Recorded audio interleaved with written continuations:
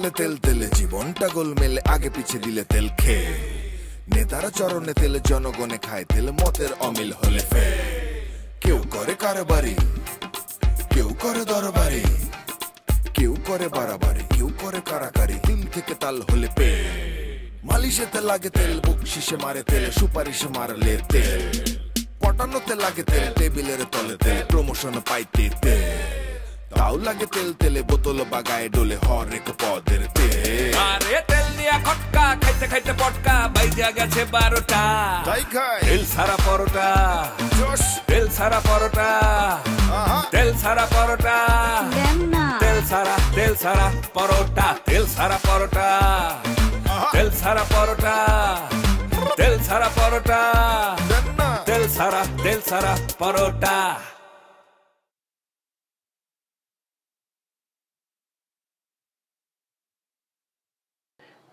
Madam তাহলে আমার নিয়ে শেষ একটা বিজ্ঞাপন বানায় যেই বিজ্ঞাপনে আমি থাকুন বস আর আমাদের মকবুল সাহেব অ্যাকাউন্টেন্ট মকবুল সাহেব আমার নিচের পোস্টে থাকবো 1 সেকেন্ড পর পর খালি আমার সার করবো আইডিয়াটা খারাপ না ভাবি জানাবো আপনাকে ঠিক আছে ম্যাডাম লেখাপড়া পড়াশোনা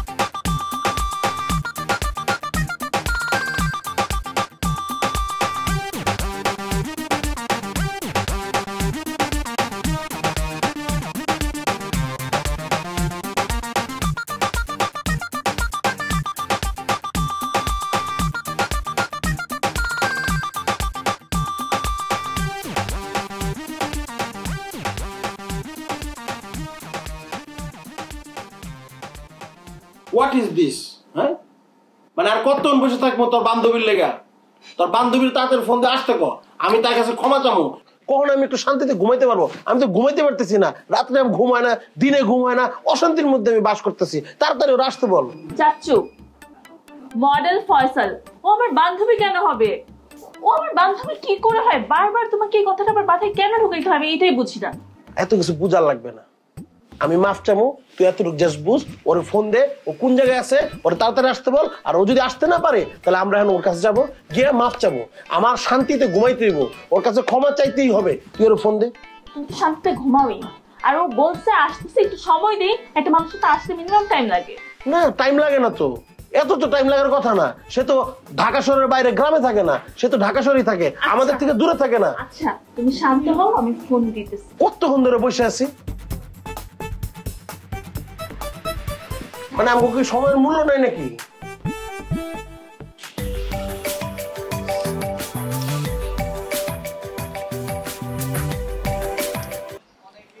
হ্যালো, আপনি কোথায় আছেন? এই তো রেস্টুরেন্টের বাইরে। আর কতক্ষণ? আমার চাচু কখন থেকে এখানে বসে আছে। তাড়াতাড়ি আসুন প্লিজ। Thank you. আসতেছে এক মিনিট।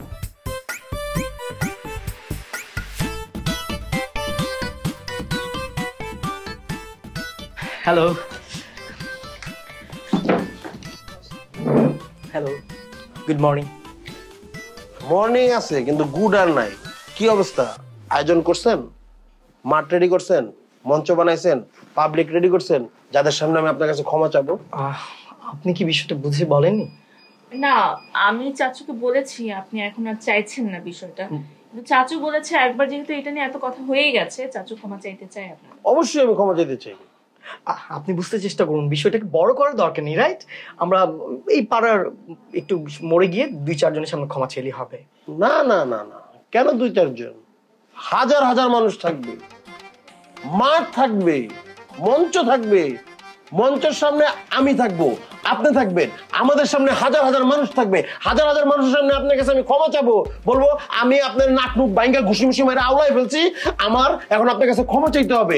আপনি তাৎক্ষণিক আমাকে ক্ষমা করে দিবেন। বাইরে আপনি একটু বোঝার চেষ্টা করেন। আরে আপনি বোঝার চেষ্টা করুন, আমি তো ক্ষমা করে দিয়েছি। আপনি ক্ষমা করে দিলে হবে না তো, আমি তো ক্ষমাটা এখনো পাই নাই। আমার তো জনগণের সামনে ক্ষমা চাইতে হবে, হাজার হাজার মানুষের সামনে ক্ষমা চাইতে হবে। আপনার আমার ক্ষমা করতে হবে। আপনি তাড়াতাড়ি সব রেডি করেন, নাইলে আমার ভালো লাগতেছে না, মাথা মাথা নষ্ট হয়ে যেতেছে, আমি আরো কোনো দুর্ঘটনা ঘটায় ফেলতে পারি। কুল কুল, শান্ত হন। ঠিক আছে, পারো মরে গিয়ে আমরা এখনই ক্ষমা চেয়ে ফেললে হবে, আর আমি ক্ষমা করে দিব আপনাকে। বাইরে আপনি বুঝছি, আপনি সিদ্ধান্তটা কেন নিতে পারতেছেন না এখনো আমি বুঝতে পারছি। ক্লিয়ার? আপনি চিন্তা করতেছেন এত বড় মাঠ, এত বড় মঞ্চ, ডেকোরেটর, হাজার হাজার মানুষ, তাদেরকে আপ্যায়ন, এত খরচ আপনি কই থেকে দিবেন? আপনার কাছে তো টাকা নাই। এগুলা নিয়ে আপনি চিন্তা করতে হবে না রে ভাই। আমি আছি, তিলের কাজে অয়েল মিল আছে, আমরা এটাকে অ্যাফোর্ড করব। বাজেট কোনো বিষয় না। আপনি খালি আয়োজন করেন, আপনি খালি ক্ষমা চাওয়ার ব্যবস্থা করেন। আমি সবার সামনে আপনার কাছে হাত জোড়ে ক্ষমা চাবো যে ভাই আমারে ক্ষমা করে দেন ভাই, ক্ষমা করে দেন ভাই।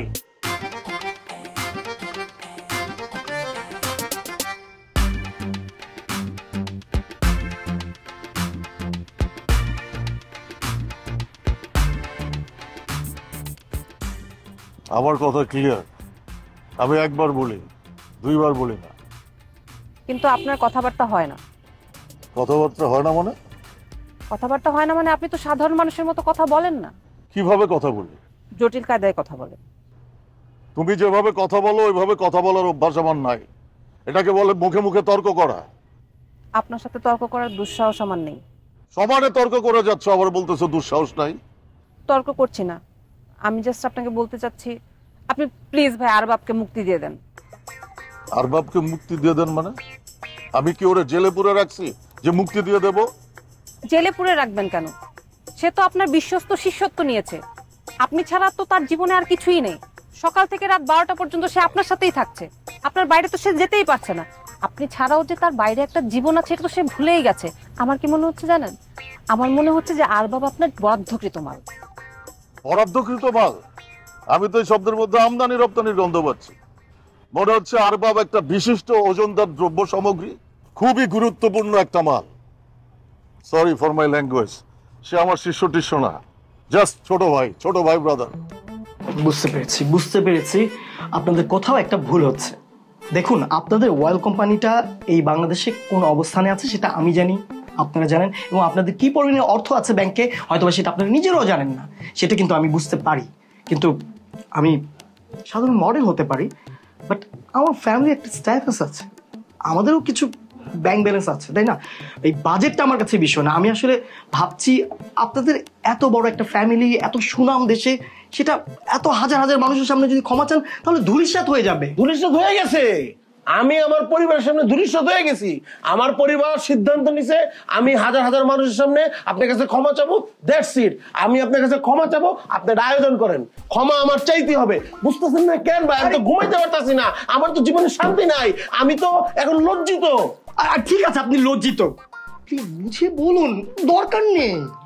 এই তুই কি তাকে বলবি আমার ক্ষমা চাওয়ার ব্যবস্থা করতে? হ্যাঁ, আপনি ক্ষমা চাওয়ার ব্যবস্থা করেন, তাড়াতাড়ি ব্যবস্থা করেন। সরি ভাইয়া, দেখুন আমি কিন্তু আপনাকে ক্ষমা করে দিয়েছি। দেন নাই ভাই, এই দেশে ক্ষমার কালচার নষ্ট হয়ে গেছে। চটকানি মারলাম, চটকানি মারার পর ক্ষমা না চেয়ে অহংকার করে চলে গেলাম। ঘুষি মারলাম, গোল গোল করে নাক দিয়ে রক্ত বেরোলো, গোল গোল করে ক্ষমা না চেয়ে চলে গেলাম। ভাইরে, আমার আপনার কাছে ক্ষমা চাইতে হবে, আপনি বুঝার চেষ্টা করেন প্লিজ। আমি পুরোটা বুঝতে পেরেছি, আমি ক্ষমা করে দিয়েছি, একটু বুঝি বলুন। ভাই, আপনি ক্ষমা করে দিলে হইব না তো, আমার সবার সামনে ক্ষমা চাইতে হবে। আপনার আমাকে ক্ষমা করতে হবে সবার সামনে। আর সবার সামনে চাইতে হবে না, আমি বুঝতে পেরেছি। চাইতে হবে, আমি বুঝতে পারছি। আর আপনার মনের গহীনে যে সমস্যাটা, মানে বেদনাটা আমি ধরতে পেরেছি। পারেন নাই ধরতে, আমার ক্ষমা চাইতেই হবে। আপনি কেন বুঝতে পারছেন? আপনি কেন বুঝতেছেন না? আপনার ক্ষমা আমার করতে হবে। করেছি তো। না করেন নাই? প্লিজ করেছি। করেন নাই? করেন নাই? থামো, চাচু, এটা রেস্টুরেন্ট, আপনিও কি বুঝতে পারছেন না? So sorry. আচ্ছা বাদ দাও, এই বিষয়টা নিয়ে পরে কথা বলছি। কোনো পরে কথা নাই, আমি ক্ষমা চাবই। Decision final. আপনি তাড়াতাড়ি আয়োজন করেন। কই কোন জায়গায় করবেন আমার বলেন, ক্ষমা আমি চাবই। চাচু প্লিজ মাথাটা ঠান্ডা করো। আমার মাথা ঠান্ডা নাই, আমার মাথা নষ্ট হয়ে গেছে, আমি অস্থির হয়ে গেছি। ক্ষমা আমার চাইতে। থামুন, আমি আপনাকে ক্ষমা করে দিয়েছি। করেন নাই। ও ফো, বেশি কথা বলেন আপনি, বেশি কথা বলেন। ওকে, গুড, আই গট ইট। আপনি আমার কাছে ক্ষমা চাইবেন এবং আপনাকে ক্ষমা করতে হবে, তাই তো? আমার মাথায় যদি নতুন কোনো আইডি ক্লিক করে, আমি সাথে সাথে আপনাদের ক্লিকের গুষ্টি কিলে আমি ক্ষমা চাইতেই হবে এখনই। আমি বলছি তো ক্ষমা করব। করেন না, আপনি করতে হবে। নতুন আইডিয়া আসুক। আপনার আইডিয়া মিডিয়া নিয়ে সরে যান ভাই। আমি আপনার কাছে ক্ষমা চাবো, আপনি আমার ক্ষমার ব্যবস্থা করে দেন। চাচু শান্ত হও। আমি শান্ত হইতে পারবো না রে, আমি ঘুমাইতে পারতেছি না, তুই বুঝতেছিস না। ভাই রে আমার ক্ষমাটা চাইতে আমি ক্ষমা করে দিব। না না আপনি চলেন। আপনি বোঝার চেষ্টা করুন, আই হ্যাভ টু গো, আমাকে যেতে হবে এখন। আরে যেতে তো হবে, আমার সাথে যেতে হবে। কোন জায়গায় যেতে হবে? মঞ্চটা আমি জানবো, আইডিয়াসলি জানবো। আমি সরি, আমি যেতে হবে। কোথায় যাচ্ছেন? কিছু খেয়ে যান। আরে হ্যাঁ, কি খাইবো? তার জীবনে ক্ষমা ছাড়া কোনো খাওয়া নাই। আমি তার কাছে ক্ষমা চাবো, সে আমাকে ক্ষমা করবে। এটাই তার খাওয়া, এটাই তার দেওয়া। বুঝছি, আমি ক্ষমা চাওয়ার ব্যবস্থা নিজে করতেছি। ওরা আবার আনবো, ওরা এনে আবার ঘুষামো, আবার ঘুষায় আবার ক্ষমা চাবো। আদারওয়াইজ সে ঠিক হবে না। মঞ্চের সামনে সবার সামনে তার কাছে ক্ষমা চাইতে হবে আমার। চাচ্ছ একজন মানুষকে আপ্যায়ন করে এখানে আসছো, মিনিমাম কিছু তো খেয়ে যাবে সে। না, আমি তার খাওয়ার ব্যবস্থা করতেছি। তারা আমার ক্ষমা চাইতে হবে। আমি অস্থির হয়ে গেছি। ক্ষমা না চাও বলতে আমার ভালো লাগবে না, আমার শান্তি হবে না। আমি দেরি করে আছে মানে।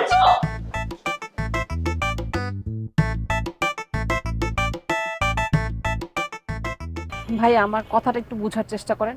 সে আপনার ছোট ভাই হোক আর শিষ্য হোক, সে তো আপনার থেকে বেরই হতে পারছে না। আপনাকে ছাড়া কিছু বুঝেই না। আমাকে ছাড়া কিছু বোঝে না? আমার লোক? তাহলে তো প্রফুল্ল স্যার জীবন সার্থক। সে আমার মুরিদ হয়ে জনে জনে আমার বাণী প্রচার করে বেড়াক। সেগুলোই তো করে বেড়াচ্ছে। আপনার বাণী তো সে জনে জনে প্রচার করে বেড়াচ্ছে। আপনার সেই মহান বাণী, তেল ছাড়া জীবন অসাধারণ জীবন, কেউ তেল খাবেন না, তেল মারবেন না, তেল দিবেন না, এই বাণী সে জনে জনে প্রচার করছে। ভাইয়া বুঝতে পারছি, দিনে দিনে আমি মুনি ঋষির পর্যায়ে চলে যাচ্ছি। আচ্ছা, মানুষকে আমাকে গ্রহণ করছে, মানে চারিদিকে আমার জিকির চলতেছে। হ্যাঁ, খুব গুরু পর্যায়ের লোক। গুরু পর্যায়ের লোকই তো। তাদের মনোভাবটা হচ্ছে তারা যদি আপনাকে একবার হাতের কাছে পেতো তাহলে মায়ের একটাও মাটিতে পড়তো না। আর ওই যে কাঁচা কুঞ্চি আছে না, কাঁচা কুঞ্চি দিয়ে যদি আপনার পাছায় মেরে আপনার পাছার চামড়া তুলে ফেলতে পারতো তাহলে তাদের শান্তি। আমারও তো এখন অনেকের পাশের ছাল তুলে ফেলতে ইচ্ছে করতেছে। একটা সহজ কথা কেন বোঝে না তারা? এই সহজ কথাটা বুঝবি না? এই তেল দেওয়া এবং তেল মারা মানুষকে কত জঘন্য বানাতে পারে, কত নিচে নামাতে পারে, কত ইতর বানাতে পারে, এটা কেন তারা বোঝে না? যারা বোঝে না তাদের দায়িত্ব আপনার নেওয়ার দরকারটা কি? যার যেভাবে জীবন চালাতে ইচ্ছা হয় দেন না তাকে সেভাবে জীবন চালাতে। যার তেল খেতে ইচ্ছা করবে সে খাবে, যার তেল খেতে ইচ্ছা করবে না সে খাবে না। যার উপরে যেতে ইচ্ছা করবে সে উপরে যাবে, যার তলায় থাকতে ইচ্ছা হবে সে তলায় থাকবে।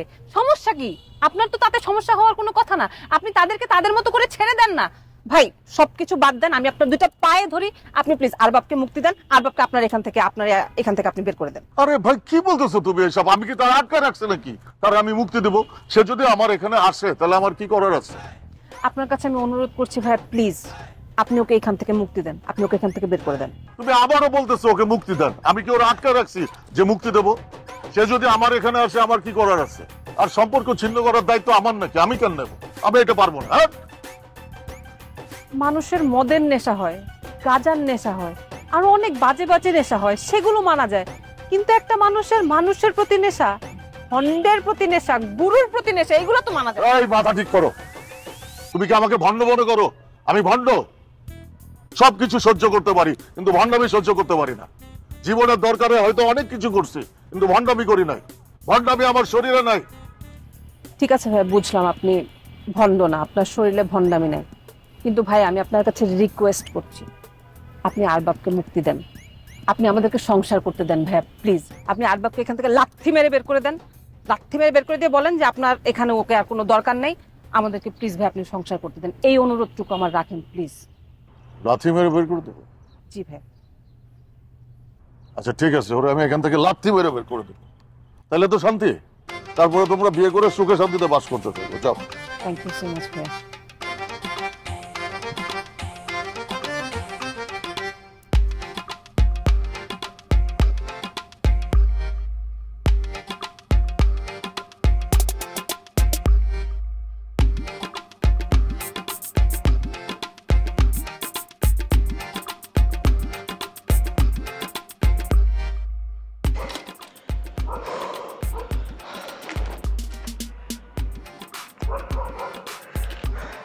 এই এত অস্থির কেন? কিসে পাগল?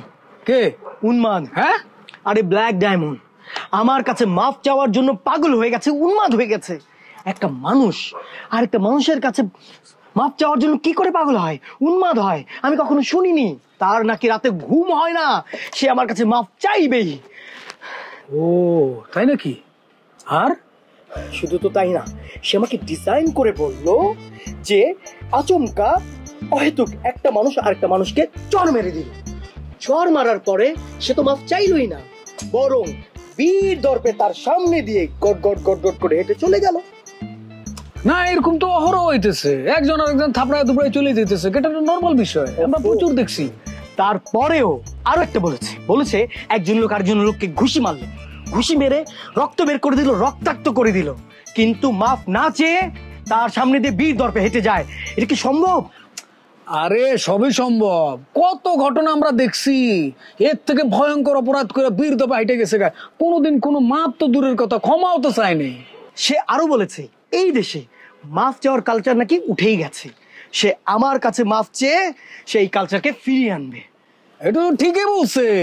আরে এখন তো কেউ কারোর ঘুষিতে তো মাপ তো দূরের কথা, বুক ফুলে হাইটটা চলে যায়, কোনো তো সরি বলে না, মাপও চায় না। গুরু আরো বলেছে বড় মাঠের মধ্যে মঞ্চ করে হাজার হাজার লাখ লাখ জনতার সামনে আমার কাছে করজোরে মাফ চাইবে। ও সে চাইতেছে হাজার হাজার লাখ লাখ লোকের সামনে তোমার কাছে মাফ চাইতে? হ্যাঁ, বাট আমি যেটা করতে চাই সেটা হচ্ছে যে ও হাজার হাজার লাখ লাখ না, কোটি কোটি লোকের সামনে তোমার কাছে মাফ চাইবে। কোটি কোটি? হ্যাঁ। কিন্তু কিভাবে?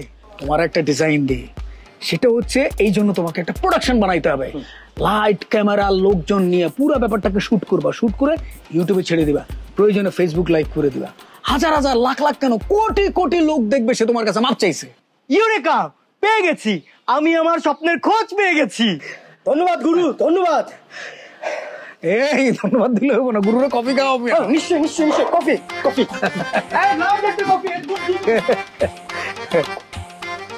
পুরা জমে ক্ষীর।